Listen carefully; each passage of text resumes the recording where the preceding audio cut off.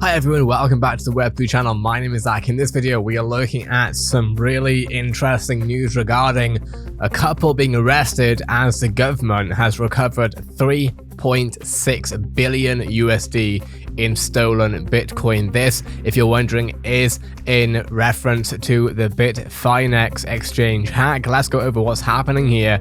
The individuals allegedly conspired to launder 119,754 Bitcoins that were stolen from the platform after a hacker breached the systems and made over 2,000 unauthorized transactions. If convicted, both crimes carry a total maximum sentence of 25 years in prison. It's the department's largest financial seizure ever. Deputy Attorney General Lisa Monaco said in a statement, the US government has recovered the majority of the cryptocurrency stolen during the 2016 BITFINEX hack and arrested a married couple allegedly linked to it. In 2016, the crypto exchange was exploited of approximately 4.5 billion USD at current value. Law enforcement has recouped more than 3.6 billion so far, the DOJ said on Tuesday. This is the department's largest financial seizure ever, the deputy attorney has said in a statement. Today's arrests show that cryptocurrency is not a safe haven for criminals, and not that it's financial advice by any means on this channel, but it absolutely should not be a safe haven for criminals. That is my least stance from the Web3 channel. This is the department's largest financial seizure. New York residents Ilya Lichtenstein and Heather Morgan were arrested for conspiracy to launder cryptocurrency and money that was stolen during the hack 6 years ago. They were also charged with conspiracy to defraud the US. If convicted, both crimes carry a total maximum sentence of 25 years in prison. They are scheduled to make their first appearances in court Tuesday afternoon. In a futile effort to maintain digital anonymity, the defendants laundered stolen funds through a labyrinth of crypto transactions. Thanks to the meticulous work of law enforcement, the department once again showed how it can and will follow the money, no matter what form it takes. They both allegedly conspired to launder 119,754 Bitcoins that were stolen from the platform after a hacker breached the systems and had made over 2,000 unauthorized transactions. Those unauthorized transactions sent the stolen Bitcoin to a digital wallet under their control. Over the last 5 years, approximately 25,000 of those stolen Bitcoin were transferred out of their wallet via a complicated money laundering process that ended with some of the stolen funds being deposited into financial accounts controlled by the couple. The remainder of the stolen funds, about 94,000 Bitcoins, remain in the wallet used in the hack. The complaint alleges that the couple used a handful of laundering techniques, including use fictitious identities to set up online accounts and utilizing computer programs to automate transactions. Financial crime strikes at the core of our national and economic security. Acting Executive Associate Director Steve Francis of Homeland Security Investigation said in a statement, with a hack of this magnitude, public and private sector collaboration is crucial to ensure continued consumer confidence in our financial system. Crypto platforms in general have been struck by a number of exploits, including several that took place this year. Earlier this month, hackers stole 120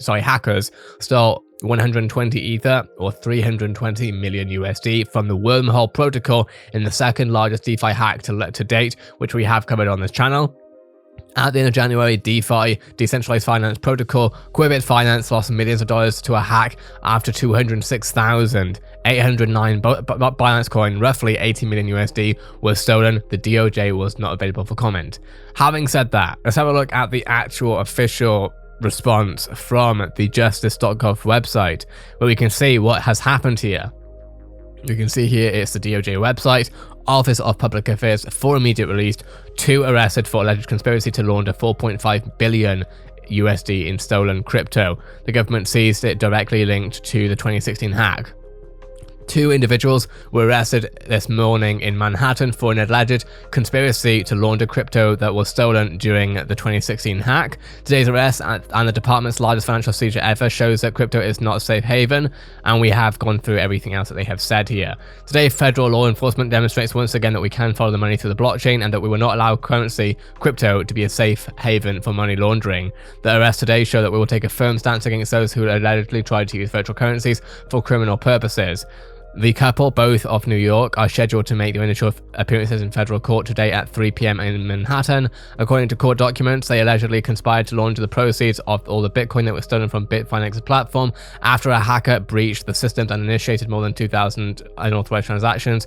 Those unauthorized transactions were sent the stolen Bitcoin to a digital wallet under their control. Over the last 5 years, approximately 25 of those stolen Bitcoin were transferred out of the wallet via a complicated money laundering process.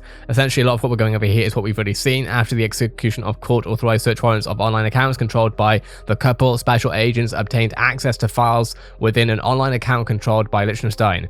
Those files contained the private keys required to access the digital wallet that directly received the funds stolen from BitFinex and allowed special agents to lawfully seize and recover more than 94,000 Bitcoin that had been stolen from BitFinex. The Bitcoin was valued at over 3.6 billion at the time of seizure.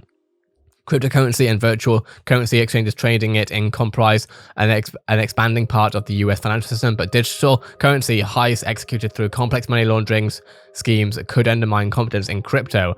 The DOJ and our office stand ready to confront these threats by using 21st century investigative techniques to recover the stolen funds and to hold the perpetrators accountable. To be very clear, when they say that it could undermine confidence in crypto, it already has in many cases, especially in the NFT scene, where basically anytime any large company even mentions the term, it is now normally cancelled, and therefore companies are starting to resort to calling it a digital collectible instead, because realistically most people don't know what an NFT is, and if they think they do, most of the time they still don't know what an NFT actually does, what the technology can do and provide for large ecosystems. But in general, they always think, of course, an NFT is a scam without really knowing what's going on. The criminal complaint alleges that Liechtenstein and Morgan employed numerous sophisticated laundering techniques, including using fictitious identities, etc., depositing the stolen funds into accounts at a variety of virtual currency exchanges and darknet markets, and then withdrawing the funds, which obfuscates the trail of the transaction history by breaking up the fund flow, converting Bitcoin to other forms of virtual currency,